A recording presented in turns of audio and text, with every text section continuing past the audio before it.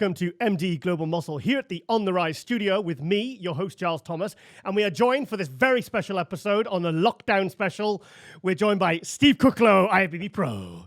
Okay. Hey, what's up, MD? Giles? Good to be on. Steve, as you can see, we're one man down. So I think a lot of people are in that situation. Yeah, obviously AJ can't, because obviously AJ would normally fly in every 2 weeks from Norway, and but you know the show must go on, I'm afraid. So it's hard to go on without AJ. I gotta admit, you guys, even though I love you, Giles, but AJ's got a special place in my heart. Yeah, me too, mate. Yeah, it's he's been messaging before and saying say hello to Steve and everything, but so obviously we're in a bit of a situation now currently. The bodybuilding world has kind of, the whole world has kind of shut down. What's it been like for you? Because obviously I interviewed you at the Arnold Classic. What's it been like for you since? I mean, are you able to train now? Tell us. Yes, we're all faced with the same obstacles, I think, of the world being shut down. I think that's the scariest thing in this whole situation is kind of being in a time of unknown. It's kind of it's really the black swan event that's going on, and it's not just affecting the bodybuilding world or United States; it's affecting the whole world. So taking a step back from being kind of a selfish bodybuilder and saying, hey, well, this is affecting everybody, so we got to think about this on a bigger scale than hey, what show am I going to do next at this point? It's how can we take care of each other, and we're all in this together. We're in this fight, and we got to win. We got to stay positive, and I think doing the things that I think a lot of us do in fitness and bodybuilding does carry over into real world application. I think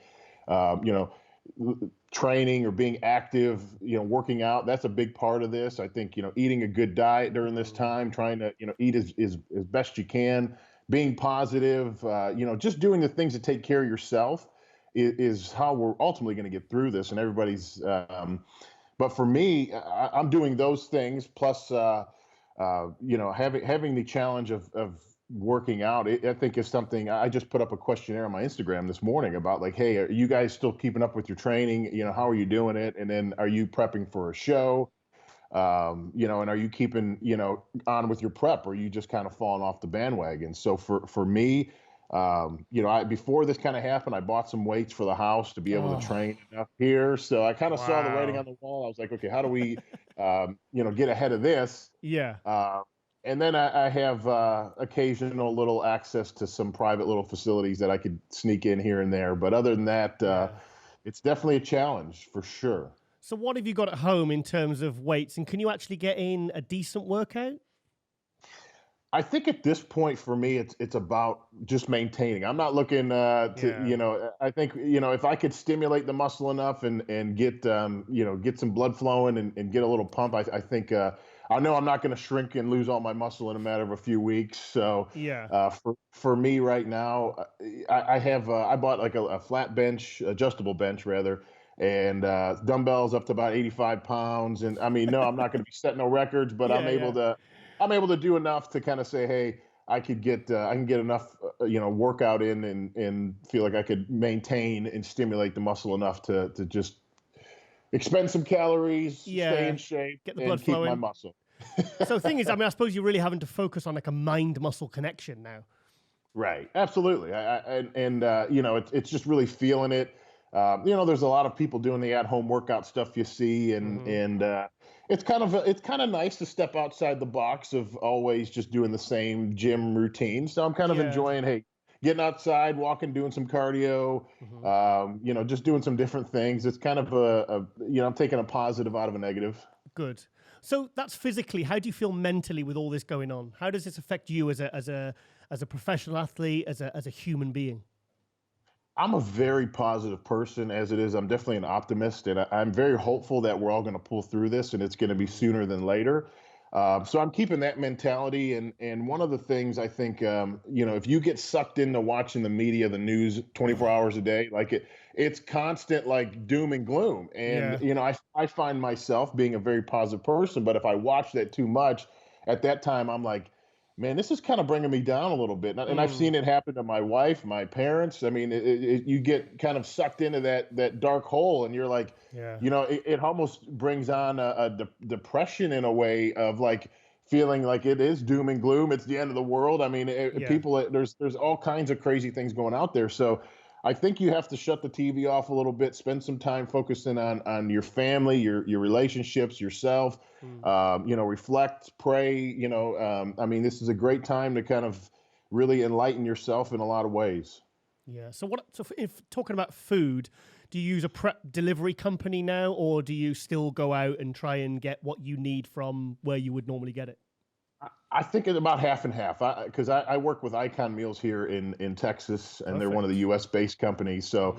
they're not very far from me. It's just a couple-minute drive. So they're still operating and actually doing very well during this time because obviously everybody's just staying home and they can make their food and ship it out. Mm. So they're doing a great job. They're helping us out tremendously. And then for me, going to the grocery store, I make I'm not like trying to go there every few days like I normally would, or make, I get Mm. enough for say a week or two at a time, and then at that time we could Yeah.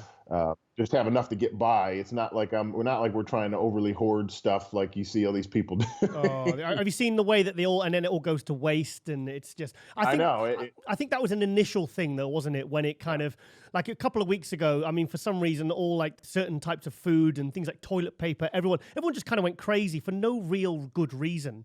But I think now, because I mean, supermarkets are now in the UK, we're placing restrictions. You can only buy 3 of one item, right, and which is good. yeah, and people are being more considerate, and I think we're more aware that food's not going to run out. I mean, in fact, I went to the supermarket the other night, and it was just as well stocked as it would be Yeah, normally, because yeah.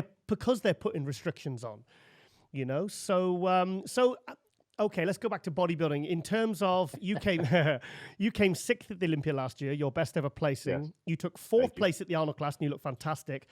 thank you. You're currently not qualified for the Mr. Olympia. Correct. And I mean, we've got Dan Solomon coming on later, and I want to speak to him about, because we still don't know what's going to happen in the next couple of months with shows. And I Nobody mean, knows. It's crazy. Steve, I mean, bodybuilders like yourself and Big Ramy are currently not qualified for the 2020 Mr. Olympia.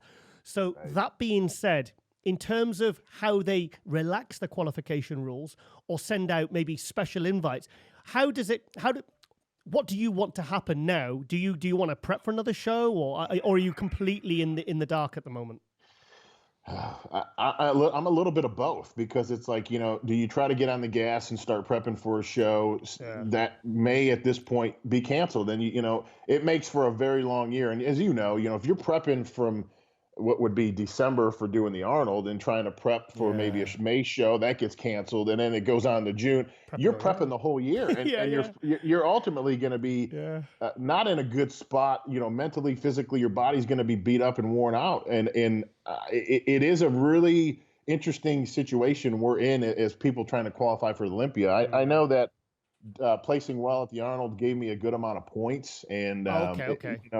so if they go on the point thing, maybe extend that out. That could be again, I don't know what they're going to plan, but I know that there's definitely a lot of shows that the qualifying show that's been canceled. The overseas shows, the South America. Mm. The Indy Pro was canceled. New York is really on the edge of potentially being canceled. I mean, there's so many shows that we would do that I was kind of lining up looking at doing. Yeah. Even the St. Louis show. I mean, there's probably at least 5 or more that are off the books right now, or maybe get pushed out. But again, that makes it really hard on us trying to qualify in prepping the whole year. I mean, the way I see it, I think they've got several options. I think either Yeah. they go back to the old qualification system of top 3 in every show from after last year's Olympia, or the people Okay. that are already qualified are qualified.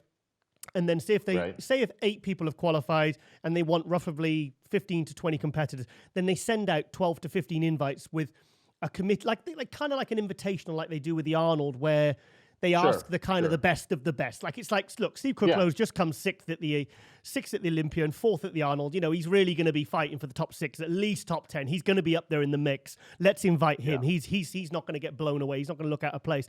You know, you would have qualified probably, you know, if things had yeah. all been normal. So what do you Absolutely. what do you think? Because I mean, the last thing I heard was they were going to extend qualifications right up to the end of August. But what if there's like 2 or 3 shows and everyone's clambering to try and do those shows? It's like I to be honest, I didn't even think about the point system. I think maybe there's something there. So what do you think overall?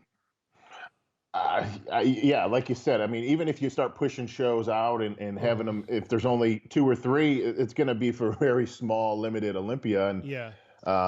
I mean, the guys that are qualified are great right now, but I think there's a lot of guys, kind of like you said, the myself, Big Ramy, a bunch of the guys that maybe the top 10 at the Arnold that really there's a good chunk of them that aren't qualified yet. So it's Yeah. like.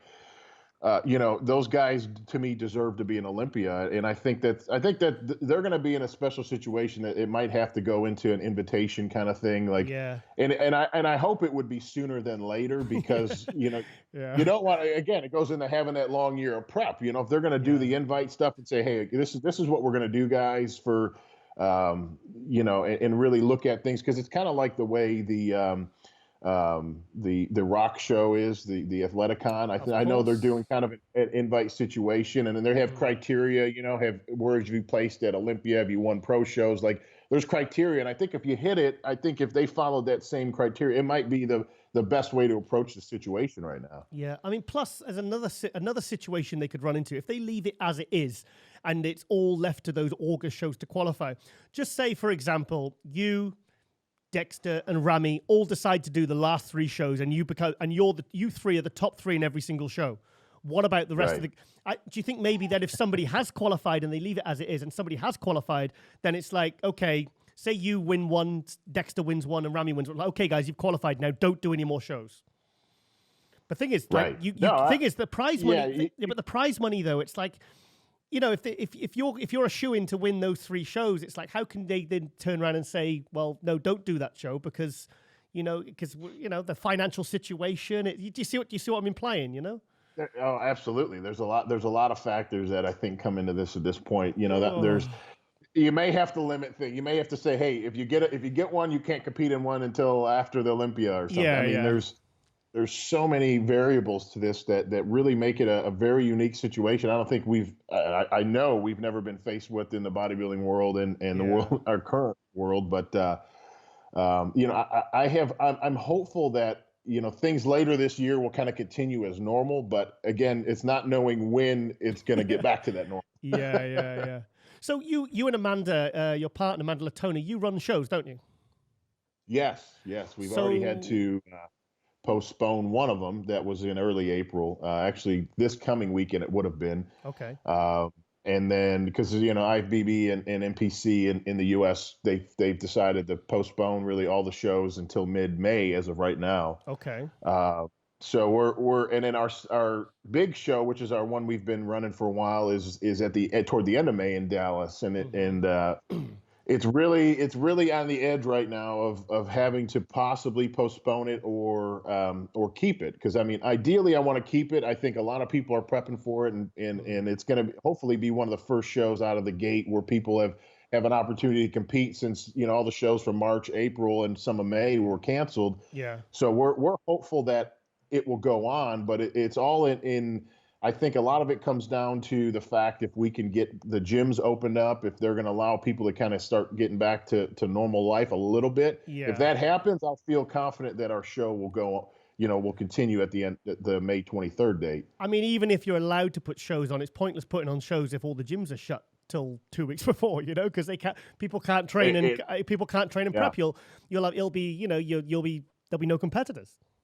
We'll have a little bit of a subpar, you know, a group of people, which, you know, I'm extremely, you know, proud of everybody that is taking, you know, the initiative to keep training and keeping on track as best they can. I know it's ultra difficult during this time. I couldn't imagine being, you know, 4 weeks out of the show and trying to say, hey, I got to figure out a workout from home that I'm going to, you know, try to make progress. I think you can. Again, it's not gonna. You're not gonna be. I say on a bodybuilding level for our level where it's such extreme amount of muscle and condition, I could see it being a bigger hurdle. But I think other divisions I'm not knocking. I'm not but bikini's not walking around stacked with muscle and physique. Yeah, I mean, you I could think you do can get homework. away with it. You could still be Yeah. able to do your home workouts and compete as a bikini competitor, couldn't you? You could. I mean, what's Callum's laughing? No, I'm saying you. I'm saying you. I mean, when Arnold said he said to the winner, he said, "Do you train with weights?" And it was like, oh no, Arnold. It's like, but there's different. I mean, I'm trying to be diplomatic here. Okay. Well, no. I mean, I know what you're saying. They can get by. They can get by. That's my point. They could get by. I mean, yeah. Are you potentially going to be at your best? Maybe not, but I know that I think there's going to be everybody's faced with that same hurdle at this point. So it's not like you're going to be the only one that doesn't have access to a gym or having a hard time training during this time. So I think everybody's faced with that same obstacle. If everybody just kind of focuses and keeps on giving it their best, I think it'll be all right. Let's talk about something really positive. Let's talk about the Arnold Classic, because that was the Arnold Classic. Even if it had been a few days later, I think it wouldn't have happened. So really, that was the contest. And for me, I was with Steve Blackman because I was covering it for MD. And Steve leant over in the night show and he said, Giles, he says, do you know what? He says, in terms of entertainment value, this is probably one of the best bodybuilding shows I've ever been to. And to think that with all the restrictions and all the drama and and all the cancellations and all the the constantly changing news, it was like, do you know what? I felt really lucky to be a witness to that, because it was the atmosphere. I mean, the lineup was fantastic. You all looked great. I mean, what was it like, being able to? I mean, I bet you're glad though that the prep didn't go to waste, because you did look really good, mate. That was very. It was weighing on us at the end quite heavily, because there was so much unknown. Like, is the show going to happen? End of what? Of what? What do you mean end of what? The last few days before the show? Absolutely, because right, I mean, I think it was up until our competitor meeting Thursday night before the meet and greet that when they really gave us the green light to say yes, everything's going to happen. This is what's going to go on.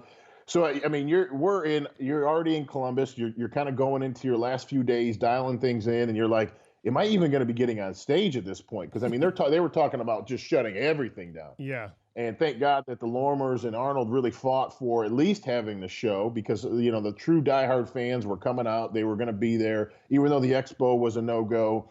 And prejudging, I'm glad the families were at least able to be there, and it did provide for a different atmosphere. I think having a I'm going to say 80% empty audience for prejudging, for me as a bodybuilder at that level, you feed off the energy of the audience. When people are screaming, cheering, you're hitting your poses and they're going nuts. I mean, that pumps you up. That gives you that extra edge for me. And for but I mean, I have my family there, and my wife and mom I hear them over 10,000 people. So they're you can always that's all that matters. Steve, even if the place is full, you can always hear your mum. That's what I'm saying. I got the edge. I can always know where Jerry is. I know where Jerry is. I can hear her. That's right. But the night show was incredible. I mean, that thing was packed to the gills. The energy there was awesome. I mean, like you said, Mr. Bleckman that made that statement about being one of the best shows he's ever been to. I would absolutely agree that there was a unique, kind of a uniqueness to that night show because of what was going on. And I know I've given you a lot of stick for your posing, mate, but I'm liking what I'm seeing in terms of the posing from the Olympia last year. I think you're putting. I think purely because I've been getting onto his case, people. His posing is much, much better. I'm really happy, because the thing is, Steve, you are a big guy. You're tall, you're wide. You could kind of be considered a mass monster, but you're also very aesthetic. Kind of like a taller. Like kind of like Kevin of Rome, where you can angle your body and you can look quite aesthetic with your because you've got a very tight midsection. Right. But it's like, so I like to see physiques like that really displayed at their best. Sure. So I'm really happy that you're posing. Do you think posing's maybe starting to make a bit of a comeback? Because I've started to see a bit more effort coming from. Why do you think that is? Do you think it's because like Arnold is putting up best posing, or do you just think it's Why? I think so. I think that, it creates another level of entertainment for the fans. If somebody's just going out there being very basic or kind of boring, I mean, it's not going to be very entertaining. Yeah. For me, I like the energy of a loud rock and roll, heavy music. Like, let me get in your face, and kind of like the Branch Warren style. Yes, I we mean, know, like we that know, we Texas. know. I know we talked about this, Yeah, we but did. Yeah.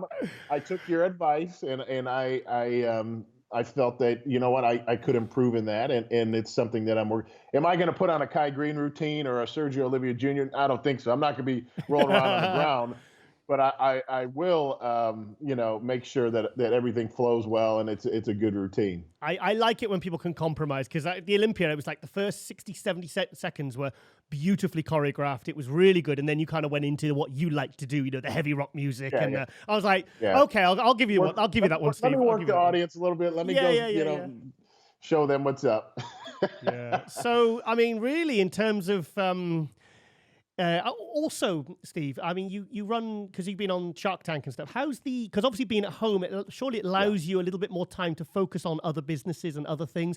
What have you been making good time at home with that? Yeah, no, that's one of the things that I think this has almost consumed a lot more time. It's kind Good. of playing damage control with the businesses. Oh, of course, yeah, of course, Having yeah. yeah, because I mean we're right now, especially with hosting the shows, not knowing, having competitor. I'm dealing with emails and messages from competitors. There's a show going on, and we're making sure we do everything we can to prepare. And in the event it's got to be postponed, or that we continue on having the show. I mean, right now it's in a very critical time. With the Booty Queen stuff, the retail stores and the malls had all been closed, so we had to close our store. Oh, because you have retail stores, don't Coordinating you? with Steve, you have retail. yeah, Sorry to yeah. interrupt there. So You have coordinating retail with outlets. employees. Yes, yes. So the retail side, we had to close. The online side's continuing, and we've had great support from our fans and people that are still purchasing and buying stuff out there. And so we're just trying to make the best of it right now. I know it's very the unknown, and we're just how do you manage the business during this time? That's the big question, and I think that it's a part of the playbook nobody's really dug into yet. So, I mean, I see a lot of stuff on Facebook about partners wanting to kill each other and stuff because they're completely locked in with each other. And I mean, you and Amanda seem like such a great team. Do you actually have you had any snippy moments, or are you actually okay with being around each other a lot more than maybe more often? No, we're again. I'll probably get some crap from this for some people, but no, we're actually very. We're best of friends. We enjoy really spending time together. We're using this time to kind of even dig deeper in our relationship. When I say, to me, a great relationship is having true intimacy with somebody, and that's just not having crazy sex. It means, hey, you're digging deep and having deep conversations, really listening and feeling what's on that person's heart, and understanding the person. And this is a time I think that you can do that as a couple. Yeah. Really sit down and have some talks about life and different things like that. And we've done that, and a bunch of home projects. And Good. we live in a very nice area to have, we have a pool that we're able to, and the weather's been great in Dallas. So we've kind of been living somewhat normal life and not trying to. Yeah. So, that's fantastic. It's good to see that you seem to be someone that not only thinks positive, but you're able to take positives from negative situations. Because I mean, there's a lot of people out there struggling right now, who are kind of thrown into, a lot of people, they like to be in a routine. It gives them structure, it gives them stability. And a lot of people are maybe having problems in their relationships and stuff with the financial aspects. But it's good to see that you're kind of spending that time wisely, connecting with your partner, and trying to make the best of this situation and the uncertainty. So as a human being, as an athlete, it's good to see that you're still thriving. Absolutely. So, I mean, that's one of the things I think right now, like you said, taking the negative, turn into a positive. Yeah. And I think you have to do that in these times, because these times will eat you up mentally, physically, and ultimately it'll win. And I'm not about letting that win. Yeah. So what would your advice be to someone that maybe is struggling right now with, maybe not getting access to the gym, they've been laid off at their job. What would your advice be to them personally? Keeping a positive mindset, looking at really kind of taking some time to, turn your phone off, turn your TV off, and spend some time doing things that you wouldn't normally do. And obviously working out at home is something you don't normally do. So, plan a time, try to live a normal schedule, what you normally would do on your schedule. I still wake up at the same time. Yeah. I still try to keep my routine. I'm not like I'm sleeping all day and just being a bum. If you're laid off from work or you don't know what to do, there's opportunities out there right now to work if you want to. I mean, there's things to do online. Spend some time trying to figure out if you've been interested in running a business or starting something. You got time to do it right now. Learn it. There's a lot of people putting out good information out there in the business world and podcasts and stuff like that. Educate yourself. Use this time to really dig into trying to learn a new skill, a new trade, and for me, I think that's one of the things I am going to look at trying to do over the next week or two is learn. I've always been interested in digging into more of the computer side of like graphics and design and stuff with some of the Photoshop stuff. So I'm going to try to take a few online classes and learn that. But so that's what I'm doing, trying to keep my life as normal as possible and not think of like just be sitting on a couch like a bum. So you're not going to go and buy a PlayStation and just do that for the next 2 months? No, that's not. I can't remember the last time I played a video game. I really can't. Well, that's mine and Carlene's plan for the next 2 months, isn't it, mate? Right. It might get to a point where there's nothing left to do, and that might be the only thing to do. Oh yeah. Well, I mean, the good thing is like I'm in a very lucky position. I feel very fortunate that I can kind of work from home and write and film and stuff like that. So it's I really kind of, it makes it, times like this really makes me empathize for the people that aren't. So that's why I wanted to get you on, Steve, because I know you're such a positive person.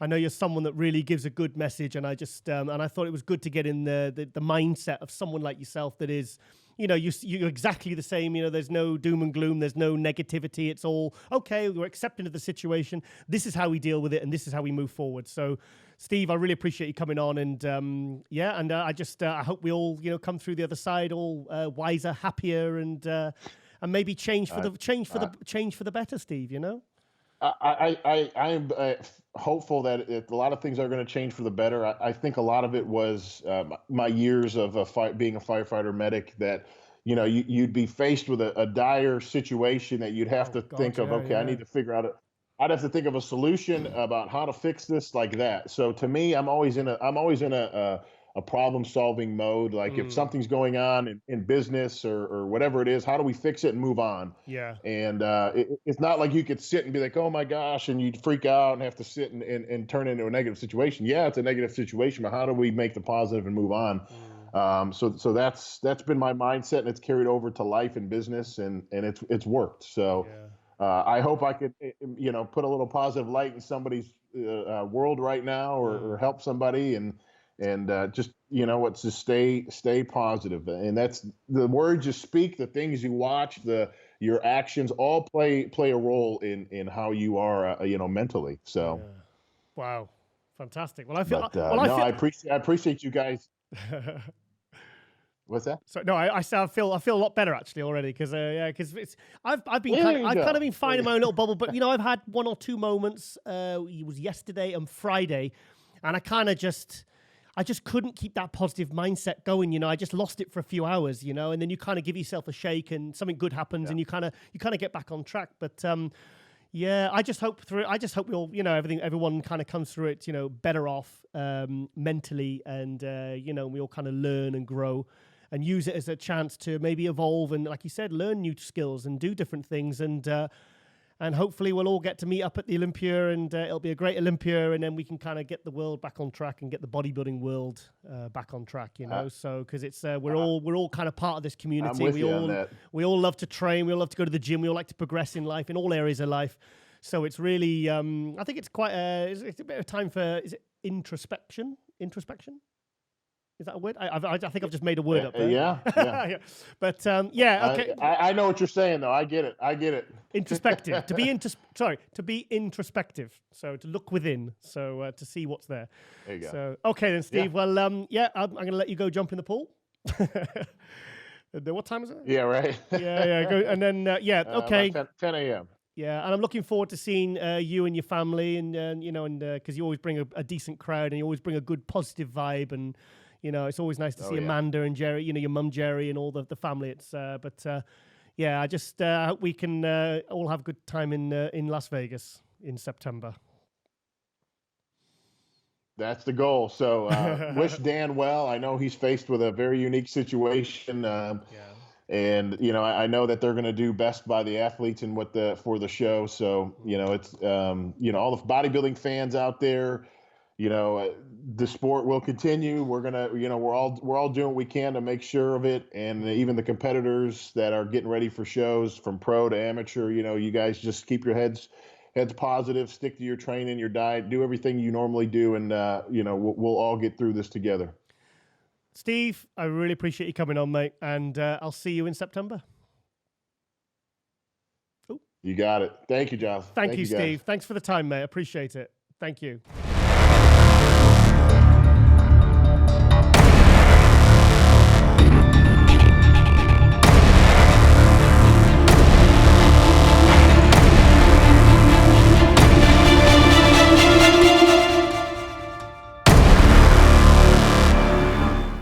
And welcome back to MD Global Muscle here at the On the Rise Media Studio with me, your host, Giles Thomas. And we're joined by the new classic rising superstar, Terrence Ruffin. Go on, give it a clap. Yeah. Okay, yeah. Terrence, you've got to clap yourself, mate. You've got to clap yourself. Yeah. Of course, yeah. Terrence, firstly, obviously, with it being Global Muscle, we're a man down. There's no AJ. Yeah. So obviously, because normally he would fly over every 2 weeks. So I'm flying solo at the moment, mate. So be gentle. Okay, I will try. I'll try to be gentle. So Terrence, where do we start? Okay, right. You've just come off a very, very, very strong second place finish at the Arnold Classic. Now you really stepped up your physique because was it last year you took off, wasn't it? Yeah, I did last year. I ended up doing a show in November, but pretty much I took about 12 months off away from the stage. Actually, no, like 13, 14 months away from the stage, yeah. I mean, I remember seeing you 2 years ago, I think at the Classic Olympia, and I remember seeing you by yourself, and I was like, wow, this guy, and obviously in photos, you looked like the perfect epitome of a classic physique. But for me, when you stood next to some of the bigger guys, I felt like you kind of got lost in the lineup because you lacked that bit of size, because you were clearly under the weight limit. But now it's a totally different dynamic now, mate. You came to the Arnold, you pushed Alex Cambronero all the way. You told me at the Arnold Classic, I interviewed you at the Meet the Athletes on the Thursday, you said you're only half a pound under the weight limit now, aren't you? 0.2, yeah. 0.2? Yeah. Very, very close. So you're really you're maxed out in terms of what you can do as a classic now.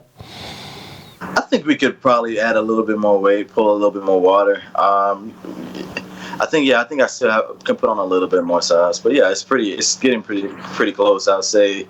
I was talking to my coach, John Meadows, and he was basically saying, come Olympia, it's going to be pretty tough to make weight.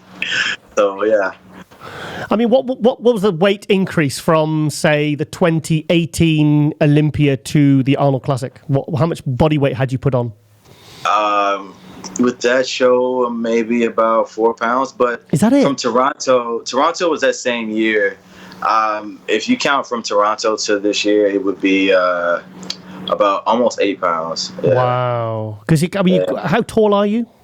I'm 5'5", yeah. Yeah, see, 5'5", and I remember when Lee Labrada from 1990 to 91, he put 4 pounds on, and it completely transformed his physique. So the guys with that kind of, that height and size frame, 4 pounds is 5 pounds is a lot of it's actually quite a big difference, because I couldn't believe it when I saw you at the prejudging, mate, at the Arnold Classic. I was just like, when you told me on the Thursday night you were 0.2 under, I was like, you must have put on so much too. And you look... Okay, so you just took second at the Arnold Classic.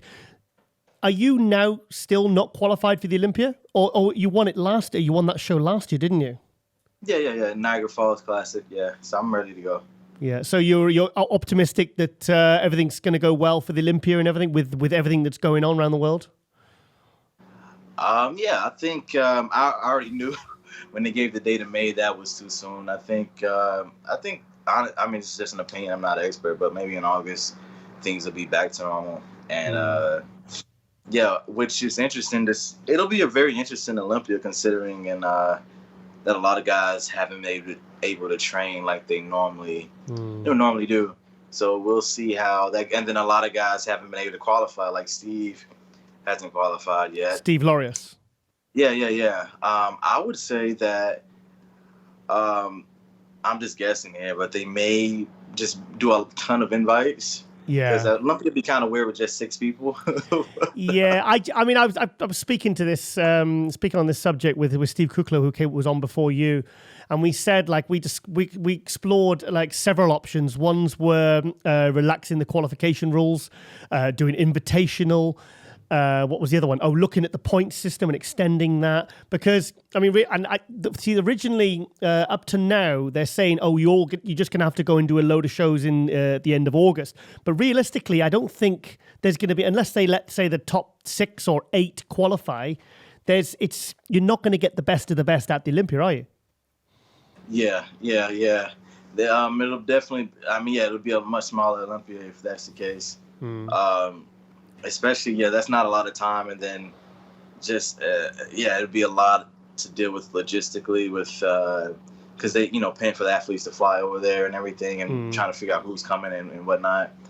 I'm not quite sure. I think the best bet is just probably like a mixture of like an invitation, like guys who did well last year, a couple guys who did well at the Arnold, along with a few people who play second and third from shows earlier in the year. I think that may be the best bet.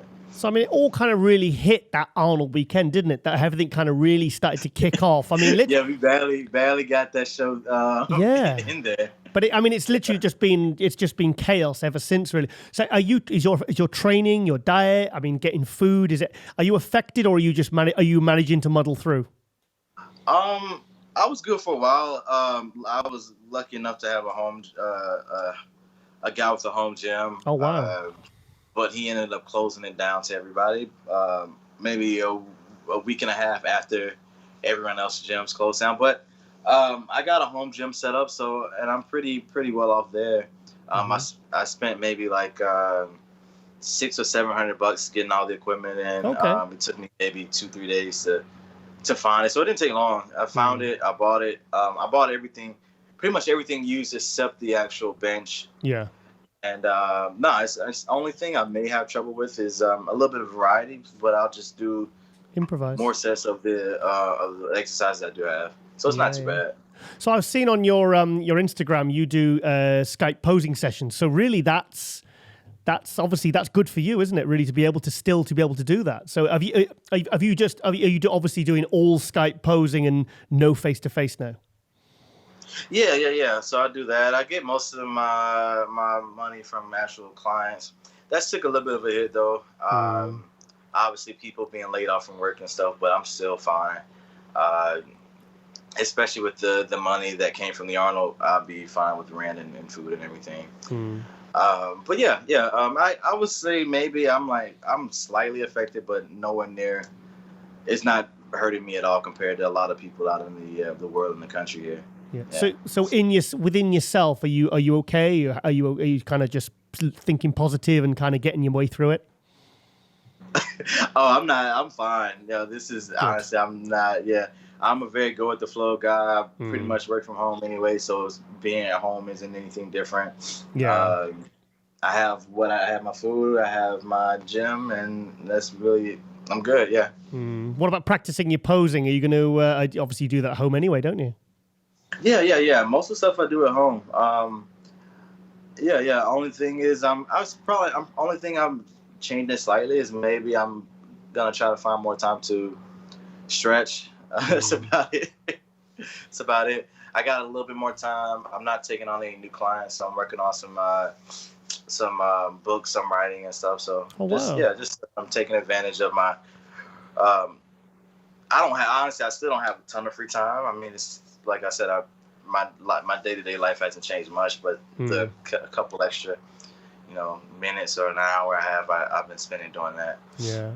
Okay. So obviously you took last year off, and for me, your physique has just completely transformed from what I saw. Like from the Toronto 2018 when you did the Arnold Classic.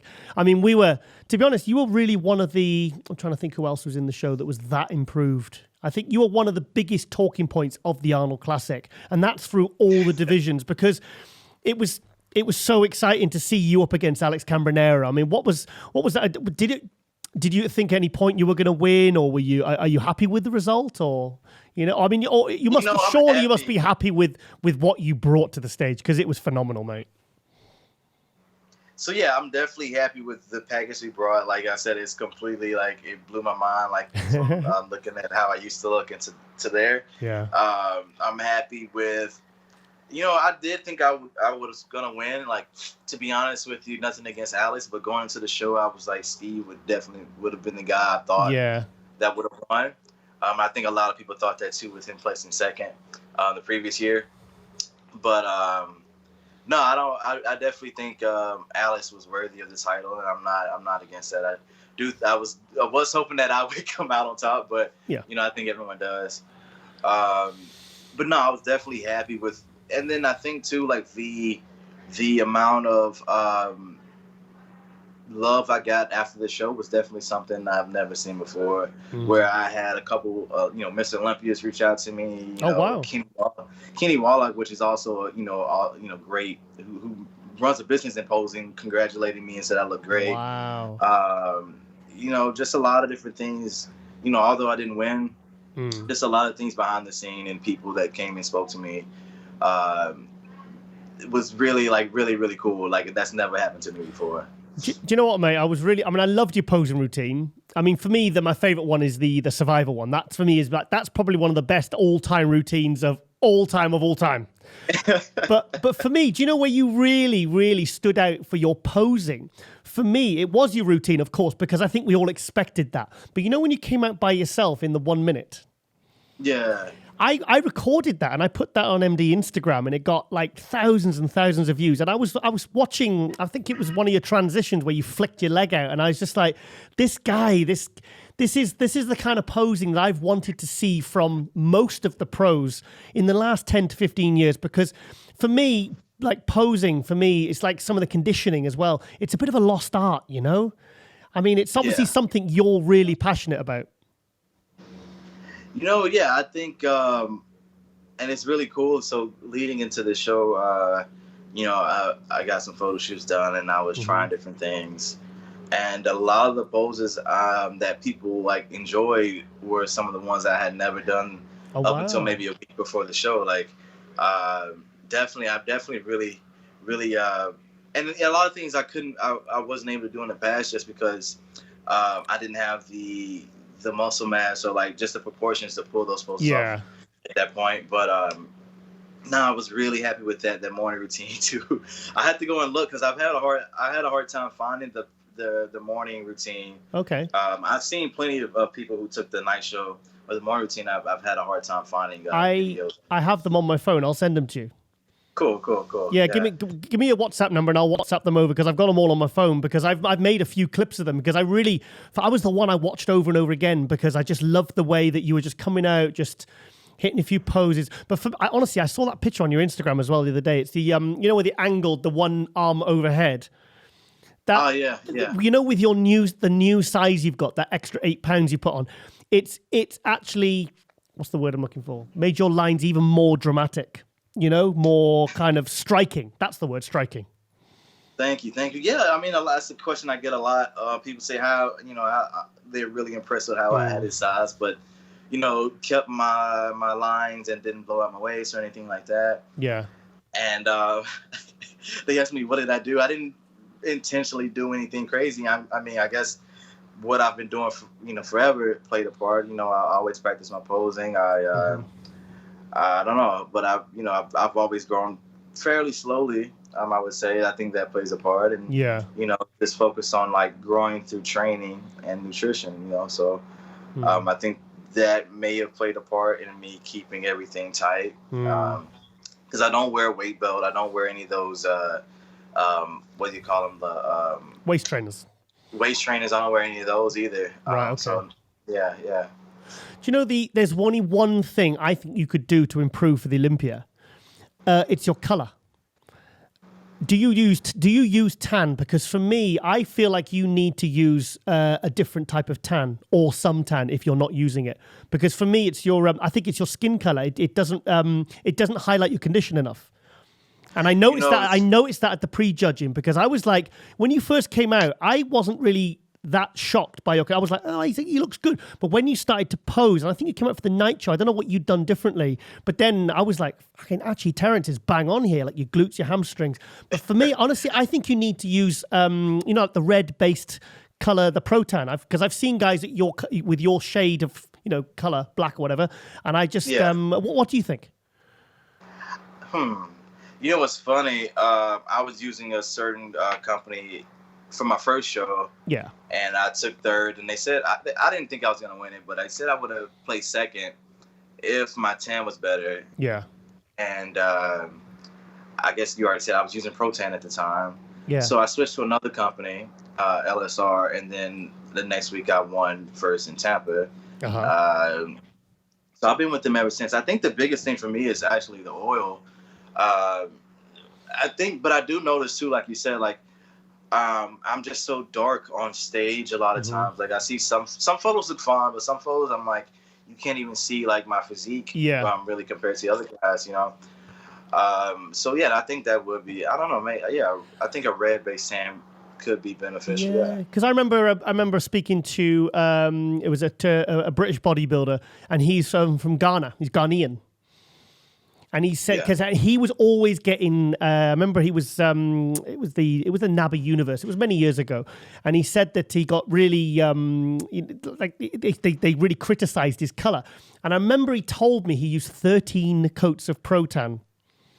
And he completely transformed his physique, and he ended up winning the British finals and getting his no, he didn't get his That's a lot of coats. I know, but honestly, mate, it transformed it, because he said his skin color, it was like even the oil was just his skin was like absorbing it, and it doesn't reflect the light, and it doesn't, like, you looked at Cambonero's, I know he's a different color to you, but skin shade or whatever, but his tan was perfect, and I think, mate, thing is, when you're at this level now, there was, that top three, Steve Laureus, you, Alex Cambanero, mate, that top three literally could have gone of any way, maybe not Laureus in first, because when I first saw Laureus, I thought, oh shit, Laureus looks really good, and then obviously you guys pulled ahead, and he kind of faded, didn't he? And he wasn't really fighting for it on stage. I think he knew he wasn't in the top two, but I think these little things, I just think it would maybe make a difference when you get to the Olympia. Maybe it's something you might want to look at. I don't know. It's just that's just my personal opinion anyway. Yeah. I know for sure. My skin does absorb the oil. I put on oil 5 times. Yeah, I would say backstage, and it's still tough. Because it's funny too, because like the oil ladies backstage, they'll put on this little bit of oil, and then I just know it's not gonna be enough. And they never believe me. It's like they act like I haven't been doing this for like 8 years, and I don't know my skin. So and they're like, no, you look good. So I even now I just bring my own oil. So I still let them do like a base coat, because I can't reach my back, and my back doesn't really dry out too much. Yeah. But my abs and my legs and like a lot of my body and from the front, I have to add oil on a couple times before I hop on stage. Yeah. So you're still quite young. Is it 27 you are? 26, yeah. 26, 20. It's really like, it's very exciting to think, because I was, when we did the wrap up, me and Ron Harris did the wrap up, I think George Farah came in as well. Ron kind of stopped and he said, guys, I think Terrence Ruffin could be the classic Mr. Olympia one day. I honestly do, whether it be in the next year, 2 years, 3. I see him, in the mid 20s, he said, that there's a guy that really has all the tools to really win the classic Olympia. For what it's worth, that's what he said. Well, that's really nice. That's, I definitely believe I can.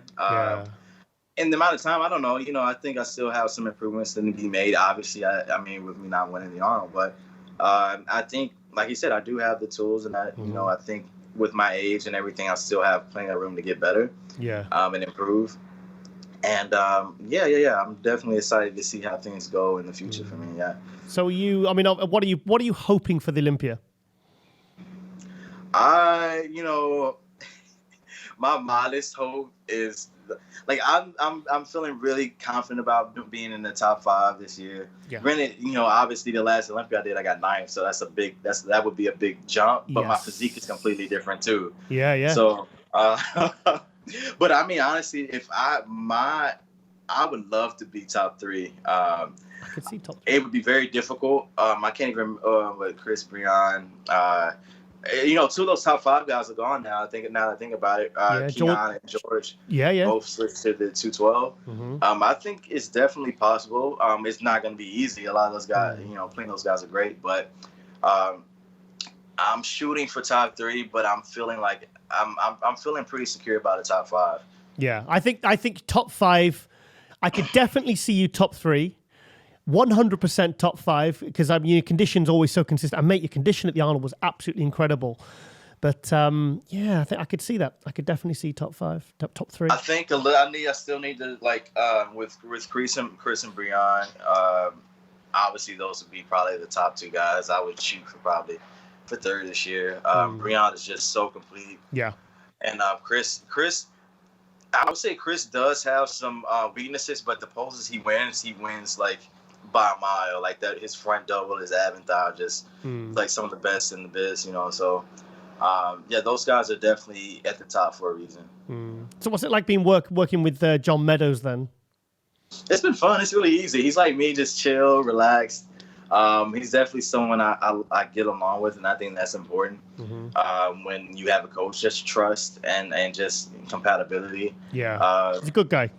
He's a good guy, John. Definitely. I think, and he's been a mentor of mine since I turned pro. Literally, he was at Nationals when I turned pro. I didn't know him at the time, but he was competing. He came down to do a seminar in a gym about an hour away. And I drove down there, and we trained arms together. Oh, nice. So I've been trying to grow my arms. Yeah. Since then. Yeah. I was a fan of his ever since that day. Yeah. And that was 2014, 2000. So literally 5 years later, I finally started working with him, and it's been great. Good.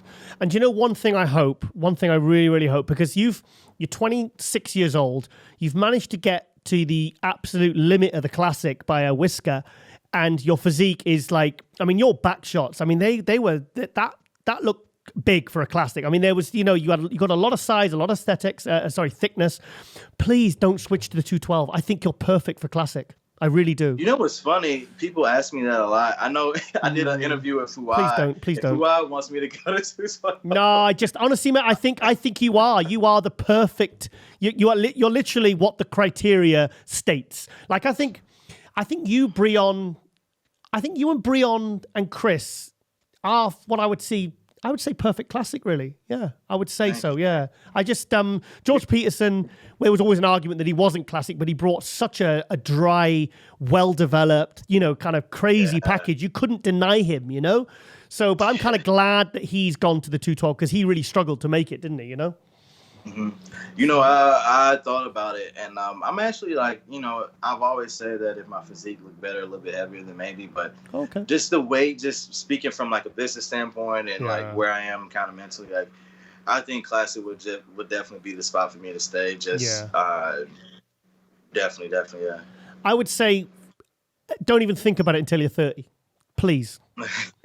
Seriously, no. I'm not gonna. I was surprised with Keon that he switched so soon. Yeah. But I definitely went. I'm trying to make a name in classic. I don't see any point in switching over to 212 and starting over at this point either. With what I'm just starting to get some traction. Yeah. As a classic pro, even though my weight is kind of close to the cap, I don't care. I learned from Brian that even if you're at the cap, you can still make improvements. I've learned that from him. I've learned that from George and watching these guys who've been at this cap for 2-3 years, and they still look better each and every year. So I know even if I'm at that limit, I can still get better. Exactly. So no, I don't see myself moving anytime soon. Do you know the best example I can think of in bodybuilding that have managed to improve their physique without really changing their body weight was Sean Ray. Yeah, Sean Ray's I love Sean Ray's physique, and he's definitely one of the greatest of all time. Yeah. I mean, from 1988 to 2001 when he retired, I think his body, 1991, he tried to come in a little bit heavier, and then he dropped down to 5th. So he kind of just basically, but if you look at, like I say, the 200-pound version of him early on and in the 200-pound version of him right towards the end, his physique absolutely transformed and improved. There was so much refinement and so much kind of, there is improvements you can make without having to change your body weight, because a lot of people always think that, bigger is always better. But sometimes, you can't. Sean Ray, with his 13-year pro career, proved that you can really improve your physique. And I would just love to see what you could do in the next 3 to 4 years, coming in at the limit, and just to see what you could keep bringing, Yeah, it's funny, man. Like this is something that old school bodybuilders have preached forever. Yeah. They've been telling all these guys, stop getting bigger, just get better. Yeah. So I definitely think it's possible, and I'm excited to see what I can do as well. Yeah. Okay, Terrence. Well, final question: have you got any other projects you work? I mean, you mentioned you were writing, doing some books. Any other projects you're working on, and anything you're doing with your posing? Because I do keep up with your social media, and I noticed you've been doing some cool videos, and you were filming in the alleyway, and when we spoke about that at the Arnold Classic. Do you want to tell us about some of those things? Oh yeah, I want to do some more of that. Like, it had been my dream for years to do like a music video style posing routine. Yeah.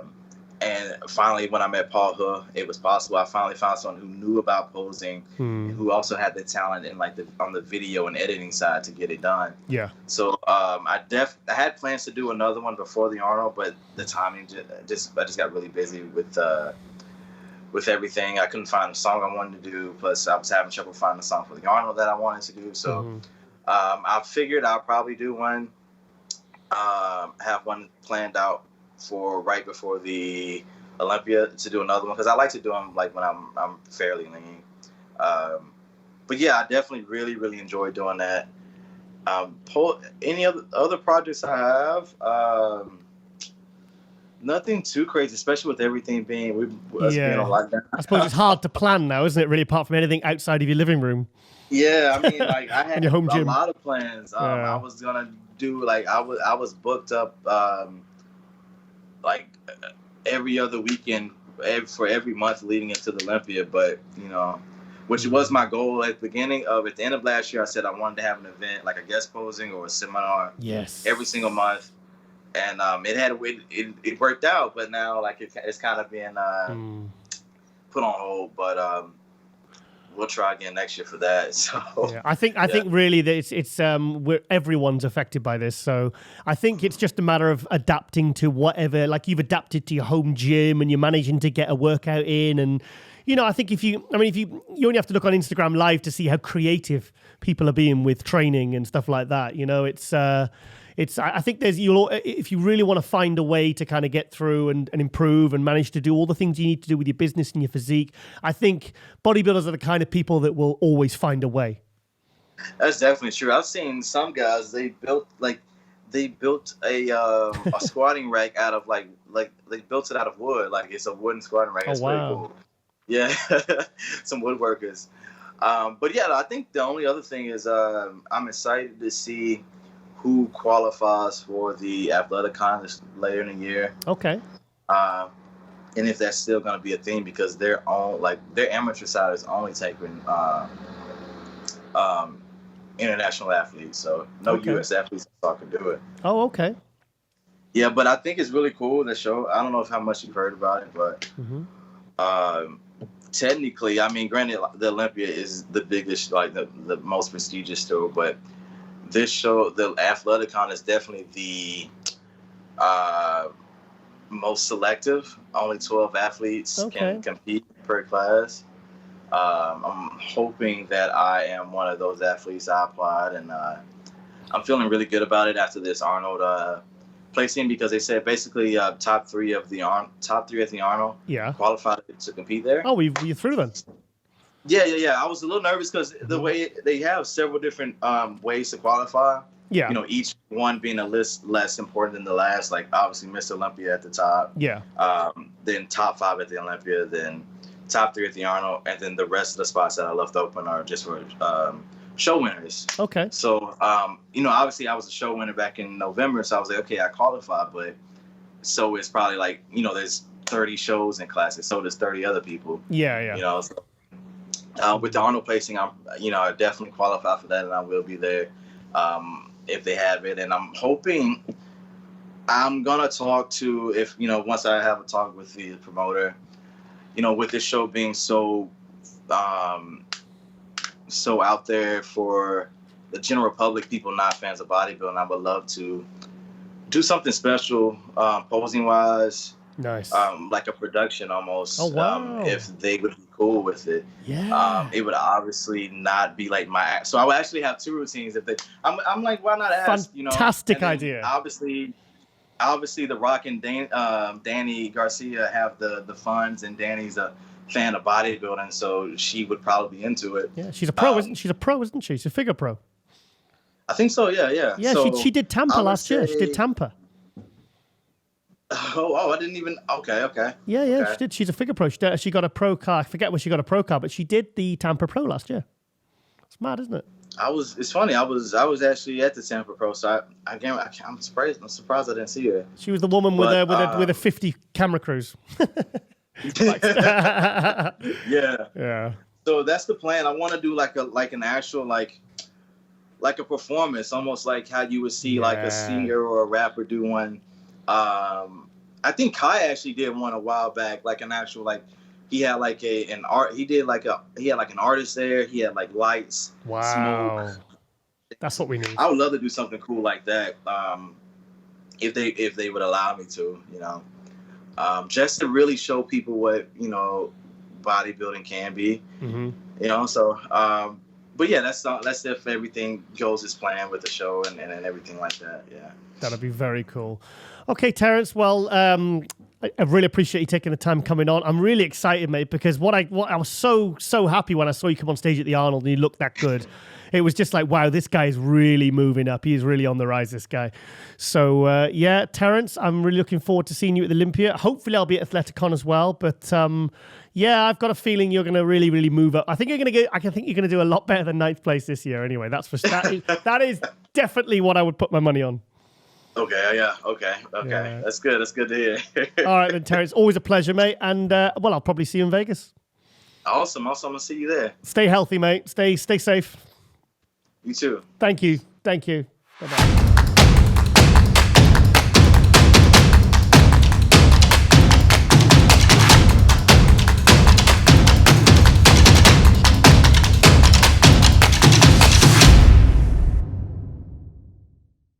And welcome back to MD Global Muscle here at the On the Rise Media Studio with me, your host, Giles Thomas, and we're joined by the COO, Dan Solomon. Yeah. Giles, it's good to be here under very challenging circumstances. I hope everybody out there is staying safe and doing all the right things so we can move past this. But I want to begin, Giles, by I have a bone to pick with you right out of the gate. Okay. I saw you put something out on social media the other day. Okay. In which you were disparaging folks who wear baseball caps and suggesting that you would never wear a baseball cap or a baseball. Do they still call them caps or are they just hats now? I don't know. But anyways, so on behalf of all of my brothers and sisters around the world who love to wear baseball caps when they're home, I'm wearing mine proudly, and hopefully you'll reconsider your position on baseball hats. Absolutely not. Well, you look very good, mate. Very good. Obviously, you're repping the old Olympia brand there, so I'll let you off, mate. Now, Dan, last time we spoke was at the Arnold Classic. We had a good talk, myself, with yourself and Jake Wood. Now, really, that was the weekend this all kind of really started. For me, that's when it really started to kind of take shape, this global crisis.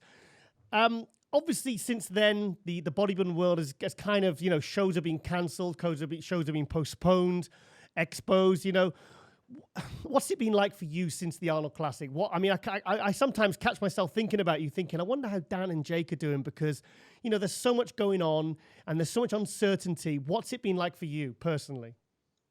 All right, so let's just begin with this. This is, and I appreciate that question because it's been challenging. However, this is about the entire events community as much as it is about everybody else who's being affected in ways that go so much beyond bodybuilding, right? I mean, there's people out there that have lost their jobs. There's people out there that are looking for the next paycheck.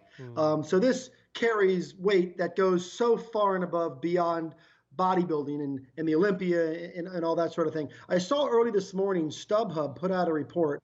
Of course, there's no outlet that understands the event community better than StubHub, right? Okay. And they put out a report this morning that 23,000 events have been canceled as a result of this virus that's making its way around the world. 23,000. Now, of course, those numbers are heavily impacted by cancellations in March and in April, right? Now, in the case of the Olympia, our event isn't all the way until September, which is more than 5 months from now. So most indicators would suggest that we are far less concerned about it where we are on the timeline, but it's still something that we all consider. We understand that when people make a decision to go to an event, that there's a lot of variables that go into that decision. And we're trying everything that we can on our side to give Olympia fans, bodybuilding fans, fitness enthusiasts, our customers, the comfort and the security of knowing that when they go ahead and they purchase tickets for the Olympia, for example, if the event is canceled, they will receive a 100% refund on the cost of tickets. And we're doing as much as we possibly can to provide comfort and security and confidence for those people who are planning to come to the Olympia. But it's been a really complex set of circumstances because it affects the event in so many different ways. There were some folks out there that were saying, questioning whether or not the Olympia, because of the lack of Olympia qualifiers, how that might impact the show. Well, what a lot of people might not realize, that even as of right now, as of today, and it's just about to become April, there's already more than 100 IFBB pro athletes qualified for the 2020 Olympia weekend. A lot of people don't realize that. Okay. So that's something that obviously we're very focused on, and we're also focused on the other components of the event. But to answer your question, there's a lot, but we just continue to move forward. We're full speed ahead with our plans and our production planning and all of our strategic elements of Olympia weekend under our new owner. We have a pretty clear idea of how we're approaching this, and we don't spend a whole lot of time feeling sorry for ourselves. We're just doing the work, and we're going to put on hopefully an epic weekend come September. I was speaking to AJ, and he'd been speaking directly to Jake Wood, the new owner. And he was saying that, he says, so far so good. He says he's happy with the ticket sales, the expo sales, because obviously I know the next 3 months are crucial for getting the expo space booked and stuff like that, because that's obviously a huge source of revenue for the Olympia. Do you concur with that? Yeah, that's a fair assessment. I think Jake's right on it. Jake and I speak daily about the sort of the process of getting ready for the event.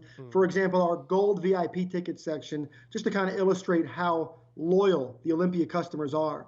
We have our gold and then our silver section. We actually introduced a bronze section this year, but our entire gold VIP section is already sold out. Okay. Which really speaks to the loyalty and the commitment that bodybuilding fans have to sort of remain loyal to being a part of the Olympia experience every year. Of course, our tickets have already gone on sale by way of Ticketmaster. That part doesn't usually ramp up anyway until we get into the summer. Regardless of the conditions. We saw that last year. Last year, there were people that were picking apart the Olympia saying nobody was buying tickets. And they were doing that over the summer. And then, of course, once we got to the Orleans Arena, everybody saw for themselves that in the end, the tickets ended up selling, and we were very pleased with that. But Jake is spot on. We're moving forward. We're starting to engage our sponsor and exhibitor sales, and it's definitely challenging because a lot of companies are playing a wait and see approach right now to kind of get a sense for where their comfort levels are from the standpoint of expenditures and so forth. Some of the stronger, more established companies are more comfortable moving forward. Also, there's the other side of it where a lot of companies they have certain goals as far as customer engagement every year, and their inability to, go to Columbus, as it turned out. I was just about to ask that. I was going to say, sorry to interrupt. I was going to say, that's okay. Has what happened at the Arnold Classic actually going to help the Olympia? Because they haven't. Because I know a couple of companies that were launching at the Arnold Classic. Now, they've now not launched their company, their products. So the next logical place to go to is the Olympia. Yeah, so for starters, I wouldn't say that what happened in Columbus helped anybody. Okay. What happened in Columbus actually was a tough thing, and it was, no fault of anyone's. It was just a product of the circumstance. But you have companies that spent a lot of money to be there. Yeah. In terms of, logistics and hotels and travel and all the things that go into the setup and the execution of putting on an exhibit at an expo. And a lot of them, took a sizable loss. And in doing so, their confidence in moving forward with trade shows in general has taken a bit of a hit. So, we are dealing with that, but we're also trying to be very flexible. We understand the situation. These are companies and brands that have been loyal to the Olympia for years. We know they'll be with us for years to come. So we want to do our part to make them comfortable and being as flexible as we can with regards to, payment arrangements and discounts where they're appropriate, and just doing what we can to try to provide comfort really for the entire industry, because we understand what the Olympia represents, not just to the competitive bodybuilding landscape, but also just to the commerce of the fitness community. So it's very important that we do what we can, so we make sure for years to come, we can remain successful. It really reinforces my kind of love for the industry because I was with Steve Blackman and Ron, and then Steve leant over to me at the night show at the Arnold, and he said, Giles, he said, you know what? He says, this is one of probably the best bodybuilding shows I've ever been to, because I arrived on the Tuesday, and I just felt this for days, because there was so much happening and so much news, and things were changing by the hour almost. There was a real heavy feeling, wasn't there? But I'm so happy that it ended up it had a little bit of a happy ending. Do you know what I mean? It wasn't as disastrous as I think we were kind of, certainly it was looking to be on the cards on the Wednesday, at least the Thursday, but it was such a heavy feeling, wasn't it? Well, it's funny. It really shows the power of what these events represent in people's lives. Bodybuilding, fitness competition, bikini, physique, figure. It's all very, very important in ways that most people can't even quantify until you're there and you see the uplifting, cathartic value that these events have for those who attended. And I'm glad you saw that. And I give the folks in Columbus a lot of credit for that, because, was every seat in that venue filled? Of course not. It was a tough weekend. There was a lot of challenges, but in the end, the show went on. It was a tremendous show. We saw a 50-year-old finish as the runner-up, which I think is pretty darn cool. Oh, Shout yes, Dexter, doing that.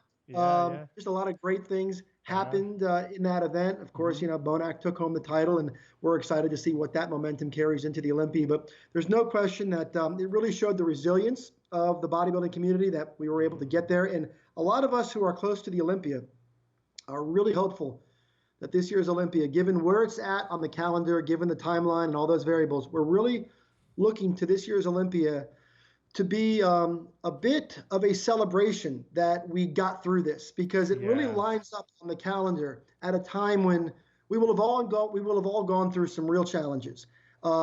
Jim Mannion and the Pro League and Tyler and their whole team, they're working really hard to get events rescheduled. Events that were going to be held in April, May are now being pushed to July, August, and I'll leave it to them to make those announcements, because I think people are going to be very excited about how the third quarter of this year is shaping up. It's going to be intense from the standpoint of seeing some world-class bodybuilding competitions as we lead to the Olympia. But you'll find that this year, leading into the Olympia, I wouldn't be surprised if we're all kind of sitting around really celebrating and appreciating being back around each other, being in those audiences, watching that multi-million-dollar stage production. And I know my team, Tamer and Angelica and Tim Gardner and Martine and Caden and Sophia and our whole crew. And of course, Jake and team in Arizona, everybody's so amped up. Sort of, this is for the fans. And we know that this year, every year there's a different theme, but this year it's really for the fans, because Lord knows everybody's sitting at home right now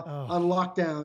They need this to succeed. For some reason, when you're saying this, I'm feeling like a load of people coming out of a dark cave blinking because they've seen light for the first time in several months, but I think that's the word we need to focus on, celebration, because we're all kind of hurting because we were looking for, I was talking to Steve Kuclo earlier on, and and I was talking to Big Rami's manager, and now because Rami's now stuck in Kuwait because he was en route to go to the Arnold Australia.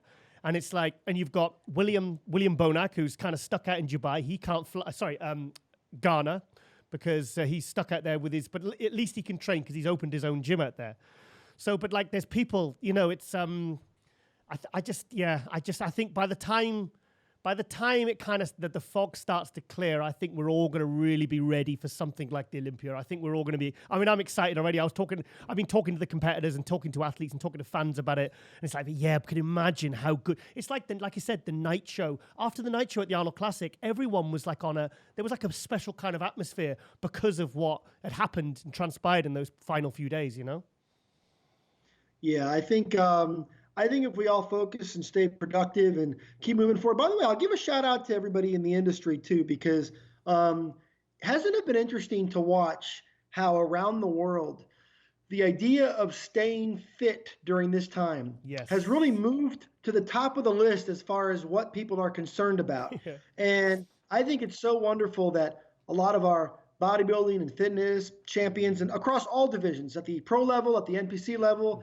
across the board, they're all almost on some level becoming a source of comfort for people as they're demonstrating home workouts. And I know sometimes people, poke fun of it, but it really has become an important part of this process. And I just hope, and I love that the people in our industry, our competitors, the folks that we are all a part of, and sometimes we take for granted, they've all kind of risen up. And a lot of them are doing it for nothing. They're not making a dollar off of it. Mm-hmm. They're just trying to put out a positive word and trying to help people through this really difficult time to stay in shape. So I hope everybody out there continues to do that. I like the creativity. I like the creativity of I was talking to Steve Kuclo earlier today, and he was saying I'm perfectly happy going back to, he said, I've literally gone back to my roots. I've got a squat rack. I've got a basic set of weights. He said, as you can see, I'm still holding decent size.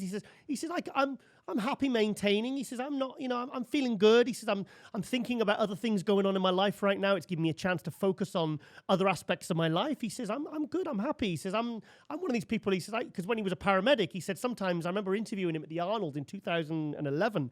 And he said, sometimes he would go 5 hours without eating. And he said, these kinds of situations, these adversities teach you to maybe just relax a bit and just kind of okay, well, we'll make do with whatever we can get hold of, And I just like seeing squat racks made out of wood and people lifting, like makeshift weights. I think it's fantastic. I really do. I really, for me, it kind of, like you said, it's the ethos of what it is to be fit and to be a bodybuilder and weight train and live the lifestyle, Perfectly said, Giles. It is absolutely the ethos. It's what brings us all together. And we all get caught up. We all get caught up in the mud sometimes. But at the end of the day, that is sort of the embodiment of what this is all about. But you mentioned Steve Kuclo. I can't imagine that anybody would feel sorry for Steve. He's trapped in his house all day with Amanda Latona. So you could think of worse situations to have happen to you. But they're great people. But realistically, we are in a very interesting time, and we're all learning a lot about ourselves, and we're learning a lot about each other. And so far, I'm proud of our industry. I think we've really